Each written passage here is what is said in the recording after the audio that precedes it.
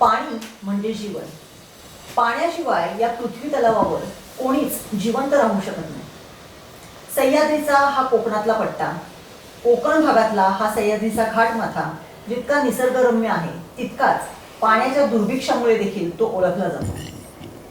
एरवी भरपूर पाऊस पडणाऱ्या ह्या प्रदेशामध्ये उन्हाळ्यामध्ये मात्र अनेक गावांमध्ये पाणी टंचाई असते.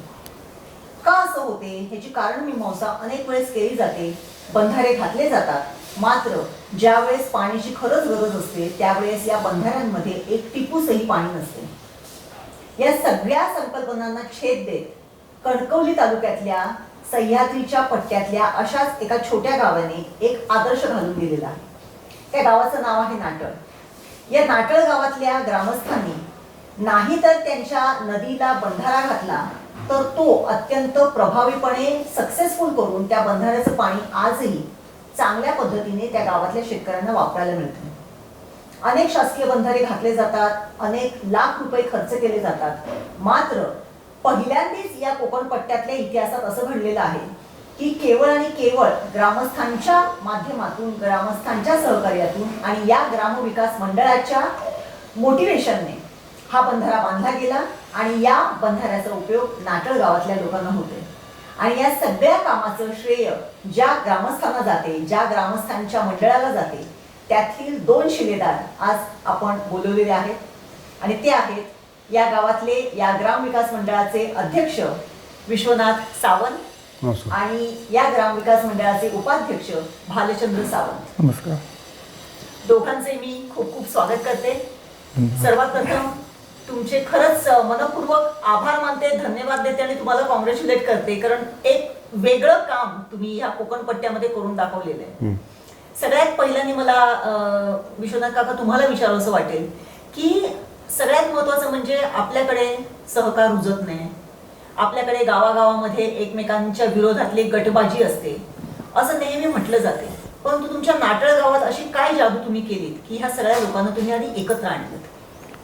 मुळातच नदी बंधारा बांधण्याच्या अगोदर नदी साफ करणं आणि त्यातला गाळ काढणं, आणि आमच्याकडे सह्याद्रीच्या पायथ्याशी आमचं गाव असल्यामुळे तिथे गाळ हा मातीचा नसतो तर दगडगोट्यांचा असतो, तर ते काढून साफ करणं हे फार महत्त्वाचं होतं. त्यासाठी आम्ही गावाला एकत्र आणलं 2018 साली.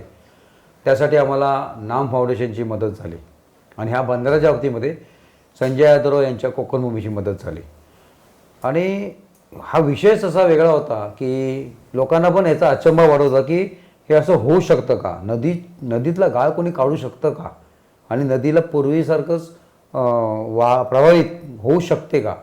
आता काय झालं की जवळजवळ 80% शेतकऱ्यांनी शेती करणं सोडल्यामुळे बांधबंदिस्ती, मेरा बांधणे वगैरे ह्या ज्या काय गोष्टी आहेत, किंवा बाकी आपण हे लावतो गवत ना आपलं काय नाचणी वगैरे लावतो, त्याच्यामुळे जी माती वाहून जाते, ती पूर्वी ते काम व्हायचं पहिल्यांदा की माती वाहून जात नव्हती, पण आता गेल्या 50-1 वर्षापासून शेतकरी काम करत नाही आहेत. त्याच्या वैयक्तिक प्रॉब्लेम्स आहेत की बरेचसे लोक हे मुंबईमध्ये निघून गेले आहेत या सगळ्या गोष्टीसाठी. उद्योग नाही इथे आपल्या कोकणामध्ये, आणि त्यामुळे ते दगड सगळे खाली नदीमध्ये वाहून येतात. मातीचा चांगला जो सुपीक स्तर आहे, हा स्तर जो आहे तो वाहून जातो आहे. मग त्यावेळेला आमच्याच गावातल्या तुषार सावंत ह्या नर्सरी मालकाला मदत करावी म्हणून आम्ही थोड्या अंशाने जर का काहीतरी त्याला मदत करावी म्हणून काम करायला हाती घेतलं, आणि ते काम असं 12.5 किलोमीटरच्या नदीचं याच्यामध्ये रूपांतर झालं. आणि ही कल्पना लोकांना पण आवडली आणि तब्बल 22 लाखाचा निधी लोकांनी, आमच्या गावातल्या लोकांनी उभा करून दिला. बरोबर. नक्कीच हे करताना मला तुम्हाला विचारायचं वाटेल की आताच तुषार सावंतचा उल्लेख केला, याची एक गोष्ट सांगताना तुम्ही सांगितली की दरवर्षी तो उन्हाळ्याच्या वेळेस खड्डे खणायचा, त्या नदीच्या पात्रामध्ये खड्डे खणायचा, आणि त्याच्यानंतर त्याच्यामधून तुम्ही इन्स्पिरेशन घेतलं की बाबा का आहे, का असं करावं लागते. एकूणच जसं सांगितलं की 14.5 किलोमीटर किंवा जवळजवळ 23 किलोमीटरची नदी आहे तुमची नाटळ. 12.5. एकूणच ही जी काही भौगोलिक परिस्थिती तुमच्या गावाची आहे, जसं म्हणाले की गाळ नसायचा तर दगड नदीच्या पात्रामध्ये असायचे. एकूणच ज्या वेळेस बंधारा घालायचा आहे किंवा या नदीचं पाणी थांबवायचं आहे, तो गाळ काढायचा आहे, ही जेव्हा गोष्ट तुमच्या लक्षात आली त्यावेळेस तुम्ही कशा पद्धतीने काम सुरू केलं? कारण दगड हे काही गाळ हा कोणीतरी आपल्या शेतासाठी घेऊन तरी जातो, परंतु दगड काय कोणी घेऊन जात नाही. दगड नाही हे जे काय होतं ते कशा पद्धतीने तुम्ही केलं? ॲक्च्युली पूर्वी कसं आता माझा भाऊ त्याची तिथे नर्सरी आहे. नर्सरीला त्याचा कसं एप्रिल ते मे महिना म्हणजे पाऊस पडेपर्यंत त्याला पाण्याचा तुटवडा असायचा. तो त्या नदीमध्येच खड्डा मारायचा. कारण आमच्या लहानपणी आम्ही बघितलं की त्या नदीमध्ये उन्हाळ्यातसुद्धा पाणी असते, मे महिन्यापर्यंत पाणी असते. मग त्या ह्याच्यामध्ये तो खड्डा खणून खणून तिथे पंप लावून ते पाणी वापरायचा. तर आम्ही म्हटलं ते कसं मग 2 तासभर लावायचा, परत ते पाणी रिफिल होईपर्यंत वेळ लागतो. मग म्हटलं नको, एक काही व्यवस्थित साठा असेल, कारण तो साठा मिळाला तर तो काम करू शकतो. मग त्या उद्देशाने आम्ही पहिला तर तेवढाच भाग, जसं विश्वनाथ सावंत म्हणाले की तिथल्या तिथे आम्ही पहिल्यांदा विचार केला. पण नंतर ज्यावेळेला आम्ही जलतज्ञांना बोलवलं ते बोलले हे इथे करून उपयोग नाही आहे, तुम्हाला उगमापासून म्हणजे जिथून सुरुवात होते डोंगरातून खाली येणं तिथून आपण सुरुवात करूया.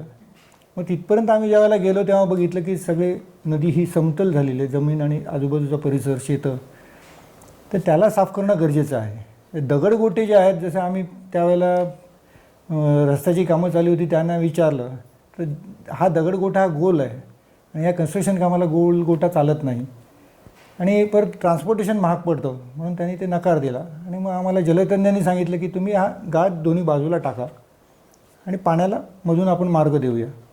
आम्ही नदी जास्ती खोदली नाही, फक्त 3-1 फुटापर्यंत जाऊन जिथपर्यंत माती आहे तिथपर्यंत ते साफ केली आणि ते साफ करत करत ती सगळी 12 किलोमीटर आम्ही टोटल साफ केली. ज्यावेळेला पाण्याचा प्रवाह चालू झाला तो सलग त्याच्यातून चालू झाला. शेवटी निसर्ग आहे, पाणी आहे, तो आपली वाट स्वतः करत असतो. त्याच्यामुळे बऱ्याचशा ठिकाणी आम्ही केलेल्या मार्गात त्याने डायव्हर्ट करून परत तो त्या मार्गाने गेला आहे. काही ठिकाणी ती आता 6 वर्ष झाली ती नदी परत ते दगडगोटा परत भरत आला आहे आणि जिथे माझा भाऊ खड्डा मारत होता तिथे आता बऱ्यापैकी आता पाणी साठते बरोबर.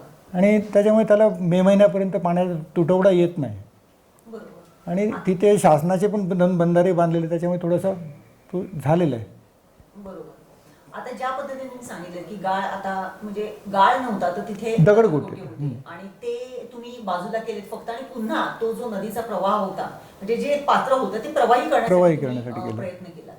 परंतु याच्यासाठी म्हणजे नदीचे गोटे काढणं याला सुद्धा काहीतरी थोडंसं मूल्य किंवा पैसे लागणार होते. जनरली आपल्याकडे आपण बघतो की बंधारा बांधायचा असेल तर आपण जिल्हा परिषदेकडे किंवा जिल्हा कृषी विभागाकडे आपण जातो आणि बंधाऱ्यांच्या कामासाठी आपण काही ना काहीतरी करत असतो. परंतु तुमच्याकडे मात्र ह्या सगळ्या गोष्टींना फाटा देत तुम्ही स्वतः ग्राम विकास मंडळ म्हणून तुम्ही त्याच्यामध्ये इनिशिएटिव्ह घेतलं आणि तो बंधारा बांधण्याचं ठरवलं. कसं काय तुम्हाला ग्रामस्थांनी मदत केली, कशा पद्धतीचं तुम्हाला सहकार्य मिळालं? हा जो आता बांधलेला बंधारा जो आहे तो 110 फूट लांब आहे, 4.25 फूट रुंद आहे आणि उंचीला तो 10 फूट आहे. त्यातले 3 फूट आहेत ते पायाला गेले आहेत आणि 7 फुटाचं हे आहे उंची जी आहे ती. आता ह्याच्यासाठी आम्हाला संजय यादवराव यांच्या कोकण मुव्हीने 75% निधी दिला. ते आपले आयुक्त दमसुतनकर होते, त्यांनी त्यांना काही निधी दिला होता संजय यादवरावला, त्यातला त्याने आम्हाला 75% दिला आणि बाकीचे 25% आहेत हे आम्ही लोकांकडून गोळा केले आणि तो पैसा गोळा झाला. पूर्वी केलेल्या कामाचा प्रभाव हा लोकांवर असल्यामुळे लोकांनी तो पैसा 25%, तशी म्हटलं तर मामूली किंमत होती नाटककारांसाठी. नाटककार आता काही गावात काम करायला आम्ही निघालो तर स्वहस्ते मदत करतात. म्हणजे आत्ताच आम्ही जस्ट गेल्या 2 महिन्यापूर्वी शाळेला, ज्या शाळेचे भालचंद्र सावंत हे अध्यक्ष आहेत, तर आम्ही 1.25 लाखाचा डिजिटल बोर्ड शाळेला लागतो तो दिला, त्यासाठी मदत केली. परत आपले देवधर सर तिथं आपल्या भगीरथ प्रतिष्ठान आपल्या तळ कोकणात सगळ्यांना माहितीच आहे, तर त्यांनी मदत केली, मग गावाल्यांनी पण मदत केली आणि अशा तऱ्हेने तो आला. तर आज बऱ्यापैकी लोक उद्युक्त झाले आहेत की समाजाप्रती जे आपलं निष्ठा आहे किंवा आपल्याला काय करायचं आहे तर ते ह्या ग्रामविकासच्या माध्यमातून ते करायला तयार होतात. आज हा 18 लाखाचा जो बंधारा आम्ही बांधून दिला त्याच्यासाठी तिवरेकर जे आपल्या बांबर्डे जे गाव आहे तिथलेच आहेत ते स्थानिक, पण त्यांचं कार्यक्षेत्र जसं आमचं मुंबईला आहे तसं त्यांचं कार्यक्षेत्र हे नाशिक भागामध्ये आहे, म्हणजे वाडा मोकाडा वगैरे या ठिकाणी. त्यांनी इथे आली, आदिवासीची तिकडची टीम आली आणि त्यांचं काम बघण्यासारखं होतं. म्हणजे त्या टीमचं काम ते अत्यंत बघण्यासारखं. म्हणजे एक माणूस काम करतो आहे, त्याचं काम संपल्यानंतर तो माणूस ते काम सोडून दुसऱ्याला परत मदत करत जायचा. आणि ते एकाच भावकीतली लोकं होती. आणि असं नाही ते आदिवासी आहेत म्हणून काय जास्त शिकलेलं असं नाही, सगळे ग्रॅज्युएट झालेली माणसं होती. म्हणजे अगदी म्हणजे आम्हाला वेगळंच हे मिळालं. आणि ही गोष्ट आहे ना, ही पूर्वी कोकणामध्ये आपल्याकडे पण व्हायची. म्हणजे एखाद्याच्या शेतातला बैल जर का अचानक शेतीच्या कामामध्ये मेला तर बाजूचे शेजारी भावकीतले लोक म्हणा, शेजारी म्हणा, हे 10-15 बैलजोड घेऊन यायचे, त्याचं शेत नांगरून द्यायचं. हा जो आता तो एक भाव तो दिसत नाही आहे. म्हणजे अगदी म्हणायचं तर दिसत नाही. पण झालं ते काम छानपैकी. आणि आज हे 3रं वर्ष, 4थं वर्ष, आज हे 3रं वर्ष आम्ही बंधारा बांध घातला. परत आता काल आम्ही 22ला पूर्ण केला, 22, 23, 24 आता तो बंधाऱ्याचे दरवाजे लावले. आम्ही आता आलो इकडे. आणि हे मेच्या एंडपर्यंत जोपर्यंत आम्ही दारे काढत नाही तोपर्यंत पाणी त्याच्यामध्ये असतं. आणि खेदाने सांगावं लागतं की जे सरकारने बांधलेले 2 बंधारे आहेत त्याच्यामध्ये मात्र पाणी साचलेलं असतं. आणि आमचा बंधारा आहे ना, जो फक्त 18 लाख रुपयामध्ये झाला तयार. एवढा मोठा बंधारा आणि भक्कमपणा तुम्ही दाखवालाच प्रेक्षकांना. पण हाच बंधारा का सरकारने बांधला असता, जो माझा जो कॅल्क्युलेशन आहे त्याच्यामध्ये 80 लाख ते 1 कोटी याची किंमत झाली असती. आता बघा की सरकारची कामं ज्या काय येणे चला भावने होतात. तर राहुल दिवेकर सारख्या लोकांना किंवा आम्हाला शासनाने जलदूत नावाची पदवी दिलेली आहे. त्यांची जी काय व्याख्या आहे त्याप्रमाणे. तर आमच्या लोकांसारखी मदत जर का घेतली तर हे कमी खर्चामध्ये अनेक गोष्टी इथे होऊ शकतात ह्या कोकणामध्ये आपल्याकडे किंवा संपूर्ण महाराष्ट्रामध्ये. निश्चितच जसं त्यांनी सांगितलं की कमी खर्चात किंवा ज्या पद्धतीने तुम्ही लोकसहभागातून किंवा लोकांच्या मदतीने, ग्रामस्थांच्या मदतीने हे सगळं काम करू शकला, अशा पद्धतीचं केलं तर सिंधुदुर्गातल्या काही गावांना त्याचा लाभ होऊ शकतो, किंबहुना सह्याद्री पट्ट्यातल्या तरी काही गावांना लाभ होऊ शकतो. या दृष्टिकोनातून जर बघितलं, जसं मगासपासून आपण म्हणतोय की आता त्यांनी पण सांगितलं की आपल्याकडे जो पूर्वीचा एक मदतीची किंवा सहकार्याची जी भावना होती ती कुठेतरी थोडीशी लोप पावत चालली. मात्र तुमच्या गावामध्ये जेव्हा पाण्याचा प्रश्न निर्माण झाला, बंधाऱ्याचा प्रश्न कसा करायचा ह्याचा जेव्हा विचार आला, त्यावेळेस लोकांनी उत्स्फूर्तपणे तुम्हाला मदत केली. हा जो काही हे जे काही गावातल्या एक साधर्म्याचं किंवा एकोप्याचं जे काही एक चित्र आहे ते पुढे पुन्हा टिकून तसंच राहणार आहेच, परंतु त्याला हा बंधारा कारणीभूत ठरलाय. असं असताना आता जसं त्या बंधाऱ्याचं पाणी कायमस्वरूपी तिकडे मे महिन्याच्या एंडपर्यंत राहते असं जेव्हा म्हणतात, त्यावेळेस आता गावातल्या लोकांना शेतीसाठी त्याचा कसा उपयोग होतो आणि काय तुमच्याकडे म्हणजे लोक म्हणणं घेऊन येतात? शेती तिथे ते लोक म्हणजे पंप लावून पाणी त्यांच्या शेतापर्यंत घेऊन जाऊन ते कामं करतात. आता बऱ्यापैकी त्या लोकांनी म्हणजे जी उन्हाळी पिकं घ्यायची ती सुरुवात केलेली नाही. ह्याच्याही पुढे इतरांनी त्याचा लाभ घेतला तर संपूर्ण होऊ शकतो. आणि मेन कसं आहे, आमचा गाव हा टप्प्याटप्प्यांचा म्हणजे उताराचा गाव असल्यामुळे टप्प्याटप्प्यांवरती बंधारे गरजेचे आहेत. आता 2 वर्ष शासनाने बंधारे बांधले. शासनाचं जे काही डिपार्टमेंट आहे हे त्यांच्या नियमानुसारच चालते. ते बंधारे डिक्लेअर करतात, ते लांबी रुंदी मोजतात, पण खालची जमीन काय आहे ती बघत नाही. आमचे जे राहुल दिवेकर जे आले होते त्यांनी संपूर्ण तिथला जे जमिनीची खालची परिस्थिती बघितली, साईडची बाजूच्या परिस्थिती बघितल्या आणि ते बंधाऱ्याची जागा ठरवली. संपूर्ण जिथे रॉक मिळतं, कडक दगड मिळतो तिथपर्यंत त्यांनी खोलला. पण शासनाच्या टेंडरप्रमाणे त्यांना लिमिट असते, बाबा ते 2 मीटर किंवा 3 मीटर तेवढंच जायचं आणि त्याच्यावरती तुम्ही बांधकाम उचला. जर तिथे मध्ये दगड लागले तर त्याला 3 मीटर जायचं म्हणून ते ब्लास्टिंग करतात. तर तिथे ब्लास्टिंग न करता आमचा हा बंधारा जो काय आहे तो ब्लास्टिंग न करता तिथे ड्रिलिंग केलं. त्या ड्रिलिंग करून त्याच्यातून सोळ्या उभ्या केल्या. त्यामुळे दगडाला तडा गेला नाही. दगडाला तडा गेल्यामुळे ते जो काही बंधारा आहे तो 100% सक्सेसफुल झाला. प्रवाह सुद्धा खालचे प्रवाह तसे म्हणजे झिरपणं बंद झालं. हेच आता खालचे जे बंधारे आहेत ते तसंच झालं. कारण शासनाचे जे काही नियम आणि जे काय आहे त्याच्याप्रमाणे टेंडर त्याच्याप्रमाणे ते काम करत, तिथल्या भौगोलिक परिस्थितीप्रमाणे काम करत नाहीत. ते जर भौगोलिक परिस्थितीप्रमाणे काम करायला लागले तर बरेचसे बंधारे सक्सेसफुल होतील. एक टिपिकल साचा आहे त्यांचा प्लेट टाकणं आणि ते, तर त्याच्यातून बदलून आम्ही जे बंधारे बांधले ते तुम्हाला त्या ह्याच्यामध्ये दिसतीलच. त्याला वेगळ्या पद्धतीचे गेट आहेत, ते नटबोल्टने आम्ही टाईट करतो, त्याला रबर वॉशर आणि ते सगळं टाकून ते टाईट केलेले आहेत. यांच्या नुसत्या प्लेट असतात, त्या प्लेटमधून साईडने पाणी झिरपून जातं, त्याच्यामुळे पाणी साठा राहत नाही. तुम्ही ते दुसरे जे 2 बंधारे जे सरकारने बांधले ते पण ऑन दी वे आहेत, ते पण येताना तुम्ही त्याचं चित्रण करा. निश्चितच. हां. म्हणजे त्याला एक जे आपल्या ह्या सह्याद्री पट्ट्यात किंवा आपल्या कोकणामध्ये जे अनुषंगिक आहे त्या पद्धतीने जर इथे काम केलं तर त्याचा फायदा होऊ शकतो. हो. जो एकच क्रायटेरिया की जो संपूर्ण महाराष्ट्रासाठी ठरवला जातो आणि त्याप्रमाणे काम केलं जाते, मग ते म्हणजे पैसे वाया जाणं एवढंच त्याच्या कारण मागचं हा कसं आहे, आजही ह्या बंधाऱ्यांना नाव आहे केटी, म्हणजे कोल्हापूर टाईप बंधारे. कोल्हापूरची पाण्याची भौगोलिक परिस्थिती वेगळी आहे आणि ही कोकणातली सह्याद्रीच्या उताराची जी आहे ती भौगोलिक परिस्थिती फार वेगळी आहे. बरोबर. त्या भौगोलिक परिस्थितीनुसार त्यांनी बंधारे डिझाईन करावेत.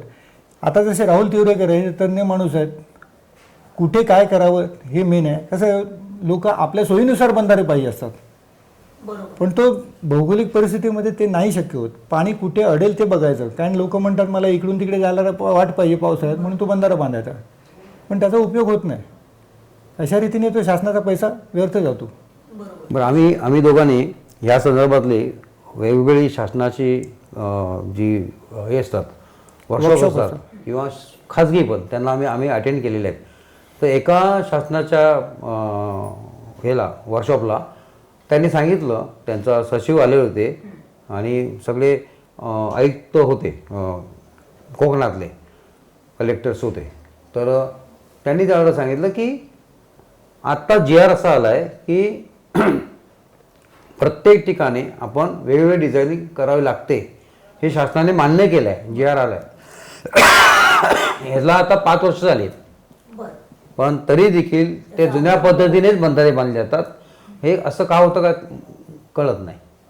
निश्चित. आता शासनाच्या याच्यावरती बोलणं आणि टिप्पणी करणं हा आपला एक वेगळा विषय होईल. बरोबर. मात्र आता जसं तुम्ही म्हणालात की जे तिवरेकर होते त्यांनी सांगितलं की ज्या ठिकाणी जसं म्हणजे आपल्या भौगोलिक रचनेप्रमाणे जर आपण काम केलं तर निश्चितच त्याला चांगलं यश मिळू शकते. चांगली होऊ शकते. म्हणजे आपण म्हणजे आता जसं म्हणाला तसं की नागपूरच्या संत्र्यांचं झाड कोकणात आणून लावायचं आणि इथली आंब्याची झाडं नागपुरात लावली तर त्याचं फळधारणा किंवा त्याचं यील्ड जे फरक असतो, असेल, फरक तेवढं मिळेल का? नाही मिळणार. तर नाही मिळणार आहे. म्हणजेच काय की त्या प्रदेशाप्रमाणे त्या भौगोलिक परिस्थितीप्रमाणे तिथलं सगळं व्हायला पाहिजे. या सगळ्या ह्याच्यातून तुमच्या ग्रामविकास मंडळाचा उद्देश हाच होता की ग्रामस्थांना, तिथल्या गावातल्या लोकांना रोजगार मिळावा, त्यांचं शेतीचं जे काम आहे ते अडू नये अशा पद्धतीचं.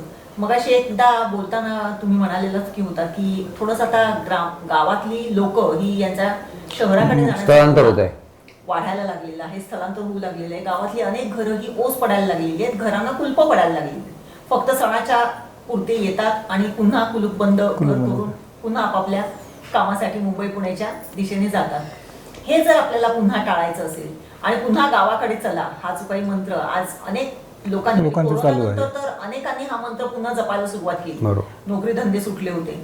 परंतु या पार्श्वभूमीवरती जर पुन्हा ही गावं जर गजबजायची असतील तर काय करावं असं तुम्हाला वाटतं? आमचा जो ग्रुप आहे त्याच्यावर किंवा फेसबुकवर आपण सांगतो की मुंबईतल्या लोकांनी कमीत कमी तुम्ही याल न या ही नंतरची गोष्ट, पण आपली मतदानं इकडे घेऊन या, एक पहिलं. त्याच्यामुळे कसं होतं की सगळ्यांना त्या मतदारांना सगळ्यांना एक आत्मविश्वास येतो की मी गावासाठी कमीत कमी मतदान तरी आणतो. आणि ही मतदान आल्यानंतर राजकीय लोकांना जरा थोडासा धडा बसतो की ह्या वाडीमध्ये सुद्धा मतदान आहे. त्याप्रमाणे ती लोक त्या वाडीसाठी, आता आमच्या गावामध्ये 32 वाड्या आहेत, पण तेवढं ऐकलं जातं. जशी त्यांची दहशत असते आपल्यावर तशी आपली दहशत असण्यासाठी लोकांना इकडे यावंसं वाटतं. पण आता की हॉस्पिटल्स म्हणा, हे म्हणा, बाकी जे वैद्यकीय शिक्षण आहे उद्योगधंदे व्हायला पाहिजे. सगळ्यांनाच जायचं नसतं, पण शेवटी मोठ्या पाण्यासाठी जावं लागतं. त्यांच्या गावात तरुणांना मुली इथल्या मिळतात गावात. हा मोठा एक सामाजिक प्रश्न निर्माण होत चालला आहे. मुलं जातात 10,000 12,000 नोकरी करतात. ती मुलं कमीत कमी जे शाळेली तर 10,000 नाही पण 20,000 ते त्यांना उत्पन्न मिळेल अशी काहीतरी शासनाने केलं पाहिजे. आणि जी ग्रामविकास मंडळ आहे प्रत्येक गावामध्ये त्यांनी देखील याच्यावर विचार केला पाहिजे आणि स्थलांतर हे मायग्रेशन हे थांबवण्याचा प्रयत्न केला पाहिजे. निश्चितच. काय सांगाल तुम्ही? या स्थलांतरामुळे इथल्या ज्या ग्रामीण शाळा आहेत त्या शाळा पहिल्या ऊस पडत चालल्यात. बरोबर. जी पूर्वी ज्या शाळांची संख्या, जशी आमच्या गावातली शाळा होती तिथे जवळजवळ 500-550 मुलं होती, ती आज 150वरती येत चालली. मग 160 मुलं आहेत, ती सुद्धा 3 गावातली मिळून आहेत. पूर्वीसुद्धा 3 गावातली मिळूनच होती, पण ती आता ती 30% आली.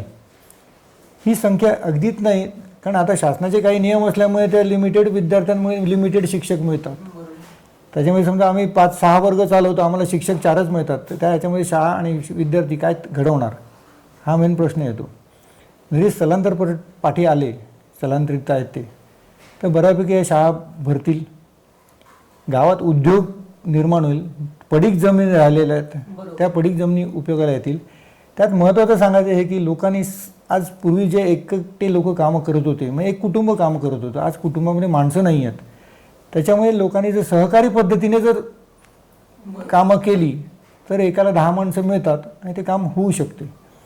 मग त्यांच्या ते आज सरकारी म्हणजे गव्हर्नमेंटच्या योजनेप्रमाणे कंपनी फॉर्मेशन ह्याच्या ॲग्रिकल्चर कंपन्या त्यांनी चालू ॲग्रो ह्याच्या सहकार तत्वावरती त्यांनी कंपन्या चालू केल्या आणि जे काही कागदोपत्री सगळं व्यवस्थित केलं. जमिनी भाड्याने घेऊन कामं करणं, जमिनी सगळ्या ओलिताखाली आल्या तर बऱ्यापैकी गाव सुधरू शकतो. आणि शेती आणि शेतीपूरक हा जर बघितलं शब्द, तर त्याच्यात अनेक उद्योग आहेत. तो उद्योग जर प्रत्येकाने शोधायचा प्रयत्न केला तर सक्सेस नक्कीच होऊ शकते. पर्यटन हा एक आपल्याला विषय कोकणामध्ये चांगला होतो. मी सुद्धा पर्यटन व्यावसायिक आहे आणि मी सुद्धा इथे बांबूची शेती केली आहे गावामध्ये, म्हणजे मुंबईहून आणून इथे गावाची शेती केलेली आहे. असं लोकांना ह्या गोष्टी करता येऊ शकतात, अनेक गोष्टी की गावात राहून. निश्चितच आपल्याकडे एक म्हण आहे, गाव करील ते राव करील काय. आणि या म्हणीला अत्यंत साजेसं असं गाव आणि हे ग्रामविकास मंडळ नाटळचं ठरलेलं आहे. खरंच या गावातल्या ग्रामस्थांनी, इथल्या ग्रामविकास मंडळांनी आणि इथल्या या अशा शिलेदारांनी या गावाला एका वेगळ्या पातळीवरती नेऊन ठेवलेलं आहे. पाण्याच्या माध्यमातून त्यांनी जे काही जलसंवर्धनाचं काम सुरू केलेलं आहे त्याचा आदर्श कोकणातल्या जर गावांनी घेतला तर निश्चितच त्यांच्या बंधाऱ्यांना पाणी नाही हा जो काही ओरड आपल्याला ऐकायला येते ती निश्चितच कमी होईल. आणि त्यांनी ह्या दोघांनी सांगितलं की पुन्हा एकदा गावाकडे चला. खरंच गावातली घरं जर पुन्हा गजबजली, इथली जी आत्ता जमीन आपण पडीक जमीन बघतो, पड जमीन बघतो, की ज्या जमिनीमध्ये पूर्वी 2-2, 3-3 पिकं घेतली जात होती, त्या जमिनी पुन्हा जर हिरव्यागार झाल्या तर निश्चितच हा प्रदेश सुजलाम सुफलाम झाल्याशिवाय राहणार नाही. आणि ही सुजलाम सुफलामता फक्त कागदावरची नसेल तर ती प्रत्यक्षातली असेल, एवढं मात्र निश्चित.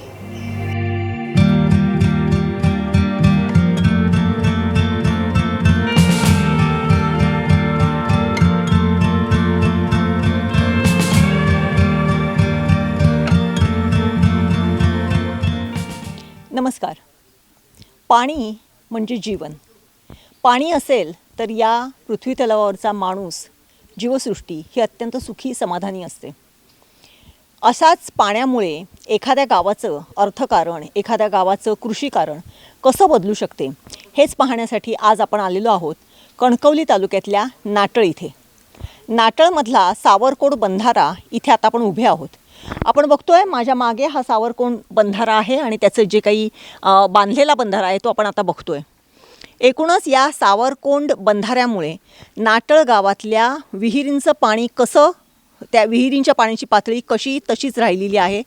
नाटळ गावातल्या विहिरींना अगदी मे महिन्याच्या शेवटपर्यंत कसं पाणी राहते, इथला पाण्याचा जो काही पातळी आहे ती कशी तशीच कायम राहिलेली आहे, याचं उत्तम उदाहरण म्हणजे हा सावरकोंड बंधारा आहे. या सावरकोंड बंधाऱ्यामुळे नाटळ गावातल्या पाण्याच्या पातळीमध्ये वाढ तर झाली आहे, इथल्या भूजलामध्ये देखील वाढ झालेली आहे. त्याचबरोबर इथला जो तरुण वर्ग आहे त्याने या पाण्याच्या माध्यमातून शेती करून आपलं स्वतःचं जीवनमान उंचवण्याचा देखील खूप चांगला असा प्रयत्न केलेला आहे. पर्यटन, कृषी यामधून या छोट्याशा नातळ गावाला निश्चितच हात देणाऱ्या सावरकोंड बंधाऱ्याची कहाणी आज आपण ऐकणार आहोत. चला तर मग.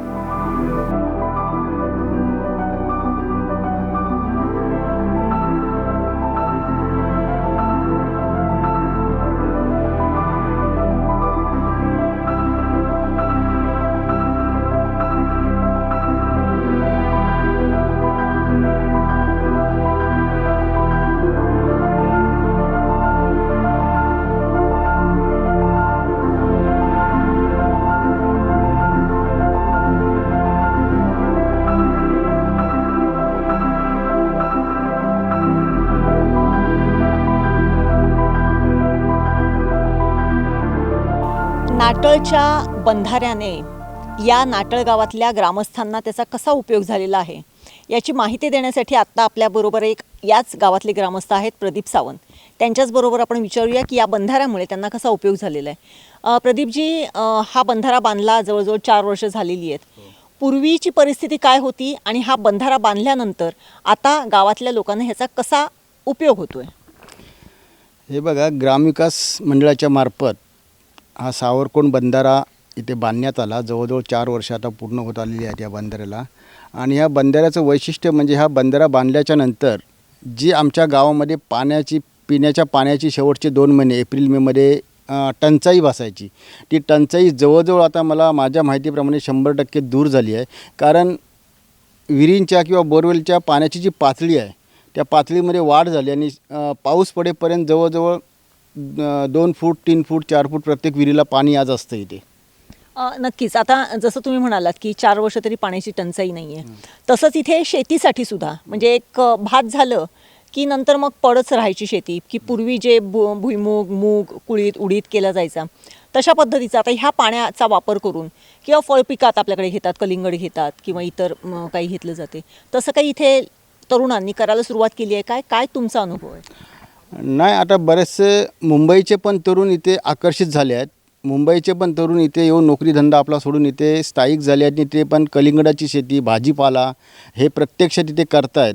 आणि आता पाहिल्याच्यानंतर हा इथून एक पाट पूर्ण जातो आणि त्या पाटातून तिकडे लागणाऱ्या शेतीमध्ये पाणी पुरून तिथे पण भुईमूग, कुळीद, इतर पालेभाज्या ह्याचा पण ते उत्पन्न घेत आहेत. त्याचबरोबर ह्या दिशेला संपूर्ण ही माझी स्वतःची बागायत आहे. त्या बागेमध्ये पण आम्ही काजू, आंबे बरेचसे लावले आहेत. तिथे पण ते पण आम्हाला चांगल्या प्रकारे उत्पन्न मिळते आहे. निश्चितच सावरकोंड बंधाऱ्यामुळे नाटळ गावातलं जे काही हे कृषी कारण आहे ते निश्चितच बदलून गेलेलं आहे. गावातल्या लोकांना त्यांनी आता जसं प्रदीप सावंतांनी सांगितलं की काही लोकांनी मुंबईतली नोकरी सोडून इथे येऊन हा कृषी व्यवसाय किंवा पालेभाजी किंवा कलिंगड लागवड अशा पद्धतीचा व्यवसाय म्हणून अंगीकारलेला आहे. निश्चितच आणखीन यशस्वीता ह्या बंधाऱ्याची काय असू शकते?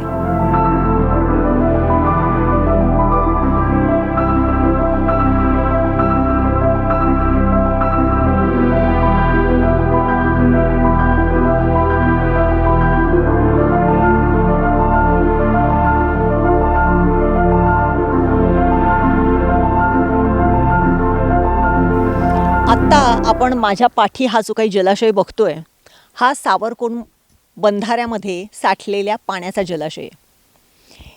नाटळ गावातल्या ग्रामस्थांनी स्वतः श्रमदान करून आणि स्वतःच्या पैशातून जे काही केलेलं आहे त्याचा जो काही रिझल्ट आहे तो आत्ता आपण प्रत्यक्षात पाठी बघतोय. हे सगळं करणारं जे मंडळ आहे ग्रामस्थ मंडळ, त्या ग्रामस्थ मंडळाचे सेक्रेटरी समीर सावंत आता आपल्याबरोबर आहेत. समीरजी, खरं तर तुमचं खूप खूप अभिनंदन, तुमच्या गावचं देखील खूप खूप अभिनंदन की अत्यंत चांगलं काम तुम्ही या माध्यमातून इथे केलेलं आहे. एकूणच सगळ्यात पहिल्यांदा मला विचारावंसं वाटते की जवळच डोंगर आहे, खडकाळ नदी आहे, हे पाणी साठवण्याचं साध्य तुम्ही कसं काय करू शकलात? नमस्कार. ग्रामविकास मंडळाचा सेक्रेटरी या नात्याने मला या बंधाऱ्याबद्दल खूप अभिमान आहे. कारण ग्रामविकास मंडळाच्या माध्यमातून सुरुवातीला आपण 2018मध्ये नदीचा पूर्ण गाळ काढला. नदीचा गाळ काढला तो नाम फाउंडेशनच्या माध्यमातून. JCB पोकलन आणले आणि नदीचा गाळ बाजूला केला.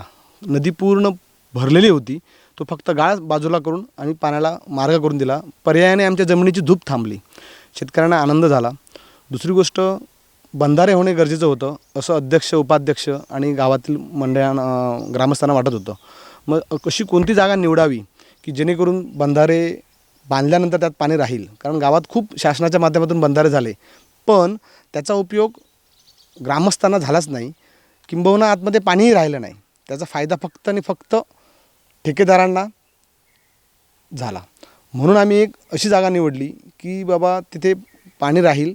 आणि आत्ता आपण जिथे उभे आहोत हा लोकवर्गणीतून, लोकसहभागातून आणि शासनाच्या माध्यमातून बंधारा उभा राहिला आहे. ह्या बंधाऱ्याचं वैशिष्ट्य असं आहे की ह्या बंधाऱ्याला जो खाली पृष्ठभाग आहे, तळभाग आहे, याला ब्रेक न करता म्हणजेच सुरुंग न लावता होल मारून शिगा घालून आतमध्ये आम्ही हे बंधारा बांधलेला आहे. या बंधाऱ्याला ड्रिलिंग करून फक्त शिगा पुरण्यापुरतंच आम्ही बंधाराचं मजबूती राहण्यासाठी हे केला. नाही तर शासन काय करतं की त्याची खोली करण्यासाठी आतमध्ये त्या दगडाला सुरुंग लावून क्रॅक करून नंतर बंधारा बांधतं. त्यामुळे होतं काय की तो दगड पूर्ण आतमध्ये भेगा जातात आणि बंधारात पाणी राहत नाही. आम्ही पूर्ण दगड हा बंधारा बांधताना अक्षरशः धुवून काढला आणि त्यानंतर ड्रिलिंग करून हा बंधारा उभा राहिला. या बंधाऱ्याचं वैशिष्ट्य असं आहे की या बंधाऱ्यामध्ये आता जे तुम्ही बघताय काल बांधलेला अडवलेला बंधारा आज पूर्णपणे भरलेला आहे. उद्या तो ओव्हरफ्लो होऊन पूर्ण वाहणार आहे. आता तो एका दरवाजाने साईडने पाणी वाहतं आहे ते सुद्धा शेतात जातं आहे. हा बंधाऱ्यातलं पाणी पाऊस पडेपर्यंत म्हणजे जूनच्या 5 ते 10 तारीखपर्यंत पाणी राहतं. म्हणजे थोडं पाणी कमी होतं त्यातलं, म्हणजे अर्धा तरी म्हणजे 50% पाणी त्यात राहतं. म्हणजे तोपर्यंत इथल्या आजूबाजूच्या विहिरी, बोरवेल्स किंवा जमिनीची पातळी म्हणा पाण्याची वाढलेली दिसते. आणि या बंधाऱ्याचा नक्कीच फायदा आजूबाजूच्या सगळ्या लोकांना होतो. कारण बोरवेल मारतात लोक, विहिरी मारतात, पण मे महिन्यापर्यंत पाणी राहत नाही. आता तसं होत नाही. या बंधाऱ्याचा फायदा सर्वात जास्त प्रमाणात बोरवेल आणि विहिरींना झालेला आहे. आणि आता हळूहळू या बंधाऱ्याच्या माध्यमातून पाण्यावरून सोलर मार्फत सोलर पंप लावतील लोक आणि त्याचा सुद्धा उपयोग करतील. अशी सुद्धा आमची योजना आहे की आजूबाजूच्या इथल्या शेतकऱ्यांनी सोलरचा उपयोग करून त्याचं पाणी आपल्या बागायतीमध्ये घेऊन आंतरपीक नक्की घ्यावं, असं आम्ही प्रयत्न या ग्रामस्थ ग्रामविकास मंडळाच्या माध्यमातून करत आहोत. एकूणच जर बघितलं, एकूणच म्हणजे हा जर परिसर बघितला तर सुंदर निसर्गरम्य परिसर असा आहे. इथे पर्यटनाच्या माध्यमातून काही करण्याचं भविष्यामध्ये काही तुमच्या मंडळाने काही म्हणजे आहे का त्यांच्या विचाराधीन? गेल्याच वर्षी आम्ही ह्या विषयावर चर्चा केली. त्यावेळी आत्ता तर शाळांतील मुलं इथे वनभोजनासाठी म्हणून येतात, एक पिकनिक पॉईंट म्हणून येतात. आणि ह्या माध्यमातून आम्ही लोकांना सांगितलं आहे, गावोगावी लोकांना सांगतो आहे की बंधारा जर या पद्धतीने बांधला तर पाणी कसं राहतं आणि कसं साठवलं जाईल आणि ह्या पाण्याचा वापर पर्यटनासाठी कसा होईल यासाठी सुद्धा आम्ही प्रयत्न करत होतो की बाबा इथे छोटी बोटिंग करून हे करायचं, फिरवायचं. पण काय होतं की इथे त्या प्रमाणात विद्यार्थी शाळेचे किंवा बाहेरचे लोक आलं तर तोही आमचा प्रयत्न राहील की जेणेकरून आम्ही इथे त्यांना असा इथे ह्या बंधाऱ्यावर साठलेल्या पाण्यावर पूर्णपणे त्यांना पाण्यातून फिरता येईल. आहे भविष्यात आम्ही नक्कीच करण्याचा विचार करतो आहे. निश्चितच तुम्ही ह्या केलेल्या प्रयत्नांना अत्यंत चांगलं यश मिळालेलं आहे आणि उत्तरोत्तर या बंधाऱ्यामुळे नाटळगावचं जे काय अर्थकारण आहे ते असंच उत्तरोत्तर चांगलं होत राहो अशी आपण अपेक्षा करूया.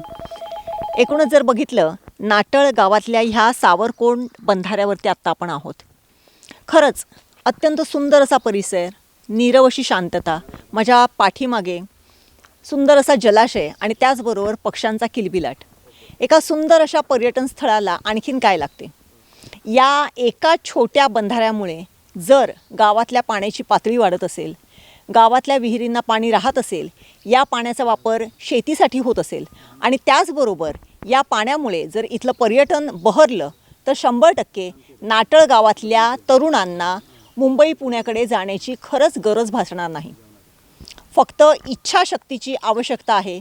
ही जर इच्छाशक्ती ह्या नाटळ ग्रामस्थ मंडळाच्या मार्फत जर त्यांनी धरली तर निश्चितच नाटळ गावातल्या तरुणांना पुढच्या अगदी जवळच्या 5-1 वर्षामध्ये नाटळ हा पर्यटन समृद्ध आणि त्याचबरोबर शेती समृद्ध गाव म्हणून निश्चितच नावलौकिकास येईल अशी आपण अपेक्षा करूया.